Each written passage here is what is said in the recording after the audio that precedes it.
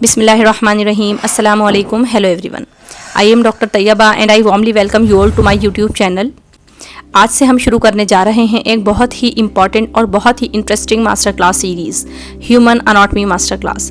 ये सीरीज़ उन सभी मेडिकल स्टूडेंट्स के लिए हैं जो अनाटमी को बिल्कुल बेसिक लेवल से समझना चाहते हैं। चाहे आप हेल्थ केयर की किसी भी फील्ड से जुड़े हुए हों, अनाटमी आपकी मेडिकल जर्नी की सबसे पहली और सबसे मजबूत फाउंडेशन है। कई स्टूडेंट को शुरुआत में अनाटमी बहुत कठिन लगती है क्योंकि इसमें बहुत सारे नए टर्म्स, नेम्स और स्ट्रक्चर्स होते हैं।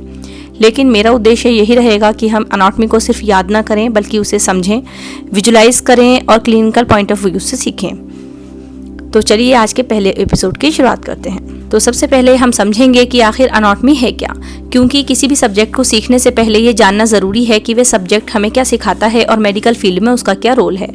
आज के एपिसोड में हम 5 मुख्य चीज़ों को समझेंगे। पहला, व्हाट इज़ अनाटमी। दूसरा, मेडिकल स्टूडेंट्स के लिए अनाटमी क्यों ज़रूरी है। तीसरा, अनाटमी का थोड़ा सा इतिहास। चौथा, अनाटमी का स्कोप यानी इसका कितना बड़ा क्षेत्र है। अब हम आते हैं सबसे पहले क्वेश्चन पर, what is anatomy.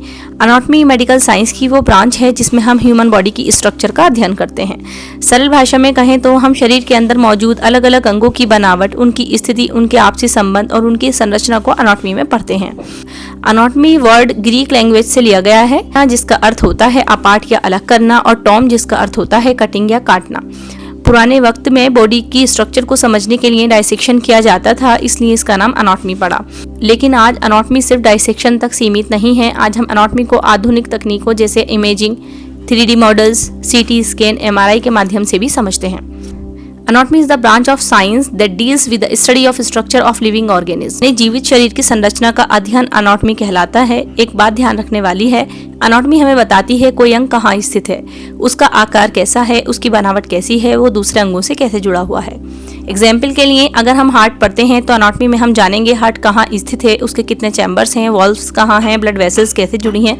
Medical student के लिए एक बहुत इंपॉर्टेंट बात, अनाटमी और फिजियोलॉजी दोनों एक दूसरे से जुड़े हुए हैं। अगर अनाटमी शरीर का मैप है तो फिजियोलॉजी शरीर के काम करने का तरीका है। जैसे किसी घर को समझने के लिए हमें पहले पता होना चाहिए कि कमरे कहाँ हैं, दरवाजे कहाँ हैं, रास्ते कहाँ हैं।